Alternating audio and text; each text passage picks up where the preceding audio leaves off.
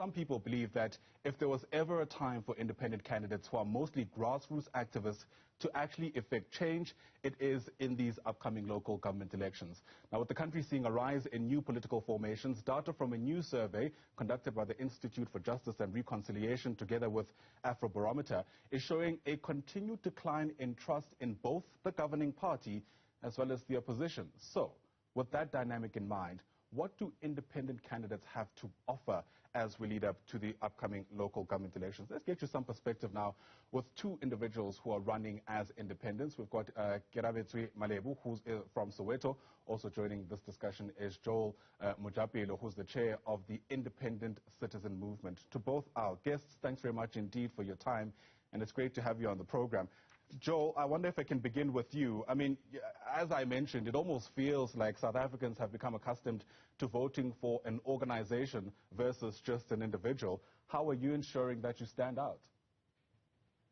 Yeah, thank you, Ayanda, and good morning to your viewers. These are exciting times. And, we believe that power lies with the people. And with the independent candidates, I mean, these are people that are leaders in their own rights, amongst their communities. And if you look at the fiber of communities, there's, great minds and good leaders and, people with ideas living among the communities. And we believe that if you can have these people organized, they will be able to do wonders in terms of their needs. They are rooted grounded, amongst their communities. They know, their plight and their needs. And we believe that we just need to, hence we call ourselves a movement, a paradigm shift.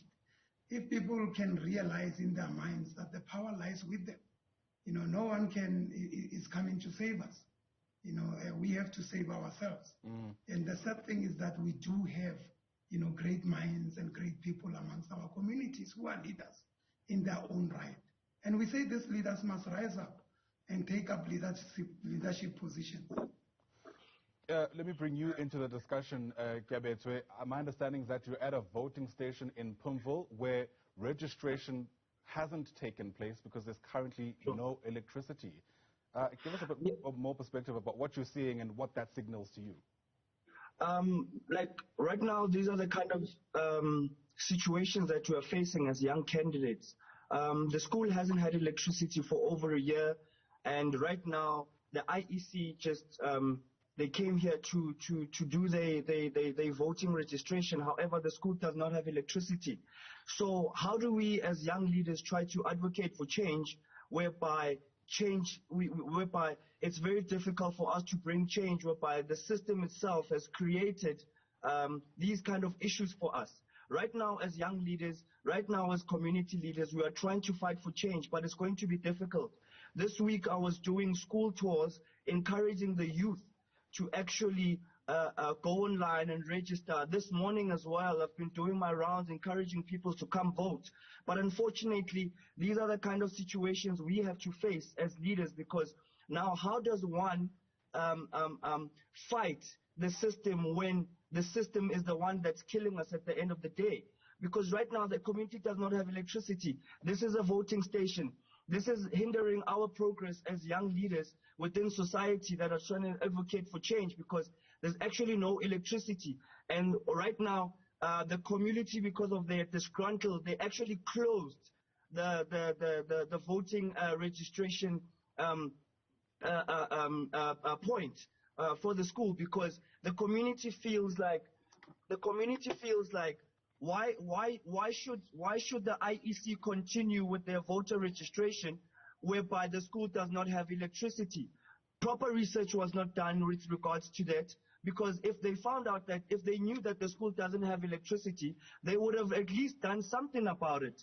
I mean, in the school that currently that the IEC is holding their voter registration, what happens is that there's actually a network tower that is serviced daily for network, but nothing has been done so far with regards to helping the school with electricity.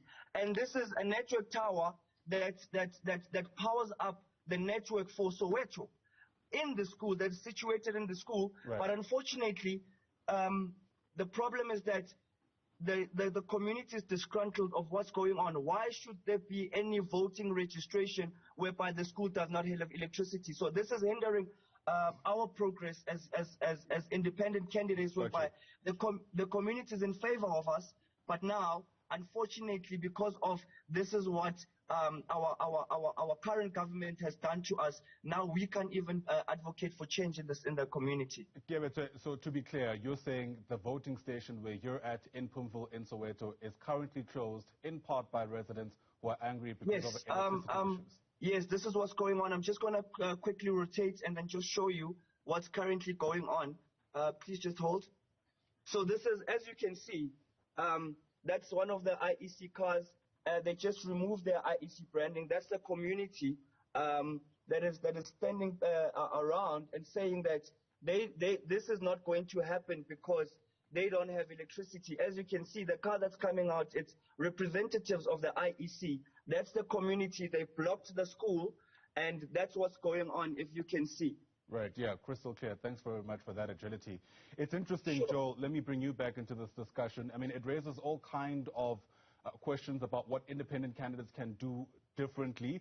It's so much easier to be in the opposition and point fingers about what's going wrong. But where do you think your strengths as an independent actually lie, given the current landscape? And I'm glad with experience, sad as it may be, that Ayanda is having, because that's where you realize the challenge of an independent that would stand on their own. I always say the problem is a system problem, and it's going to be difficult for any individual to stand against the system and succeed. And that is what we did as Independent Citizens Movement. We created a platform where all these independent candidates, will converge and use the platform sort of as a movement or organization through which collectively they're going to stand. Because if you stand and you have no control or no voice in the legislature or in the decision-making processes, you risk the challenge that Ayanda is experiencing now, where the system can render you dysfunctional. So it is important that you make sure that when you stand as an independent, you win your ward, but you also have got a voice in council where decisions are made. And which is really what our value proposition is to the independent candidates that we have formed the partnership with. To say, we are going to strengthen your wards. There are good people in wards. And we want to bring the decision making. So we are saying service delivery cannot be a promise. Service delivery, Ayanda, is a bare minimum. People that are employed in government, paid good salaries, they are given money and are given a mandate, which is service delivery. So when you provide services, you cannot expect an applause. That's the bare minimum that we should do. We should applaud people for their creativity, their innovativeness, and not for providing services and promise people services.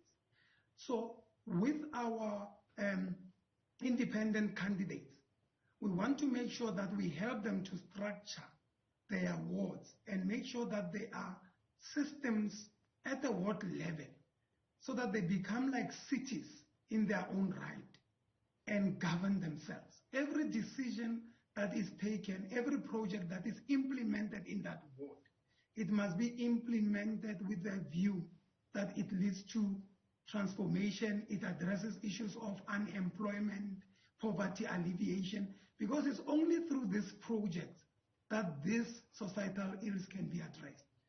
But now, unfortunately, we find ourselves in a position where we are even arguing about service delivery. It should not be. It should be a partnership between communities and government, because the problems are way too much for government alone. But our communities as well, they are not organized, they are not ready. So there has to be a mindset shift where everyone understands the magnitude of the problem that we are facing and everyone come out. We can't be complaining in our own corners. We need to come out and take hands.